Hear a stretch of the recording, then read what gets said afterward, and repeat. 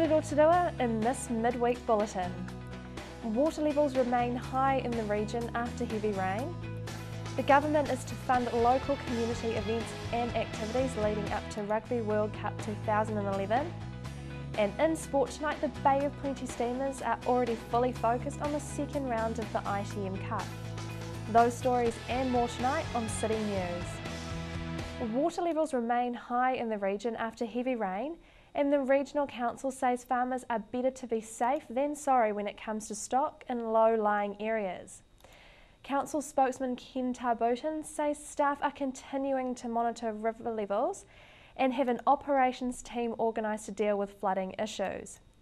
Mr Tarboton says the council is taking a cautious approach and it is much better to move stock during daylight. The government has announced a new $9.5 million lotteries fund to support community events and activities in the lead up to and during the Rugby World Cup. Rotorua residents are being urged to come up with ideas for a region-wide festival to be staged in the Bay of Plenty. New Zealand 2011 Office Festival Director Brian E. Ellis says the Bay of Plenty had already put forward some great ideas for the festival, and this fund would ensure every good idea could be brought to life. Locals will line up alongside a large number of visitors this weekend to compete in the Waikato Draft Tough Guy and Gal Challenge on Saturday. The course has been designed with an array of natural and man-made obstacles to conquer and have an enjoyable experience.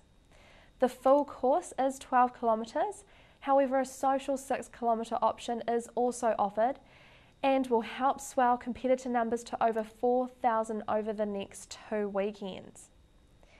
The Rotorua District Council is to carry out New Zealand's first application of MBR technology to treat a large-scale community wastewater. Rotorua District Council has commissioned AWT NZ Ltd to commence the engineering design work for the $7.5 million upgrade of the city's wastewater treatment plant. The upgrade will allow for the connection of infill development within the existing catchment and new catchment, arising from the completion of a number of new sewage schemes within the Rotorua Basin. The operation of the existing plant will not be affected during the upgrade, which is expected to be completed and functioning by June 2011. And in tonight's sport, with little time to reflect on the narrow 3-point loss to Waikato, the Bay of Plenty Steamers are already fully focused on the second round of the ITM Cup.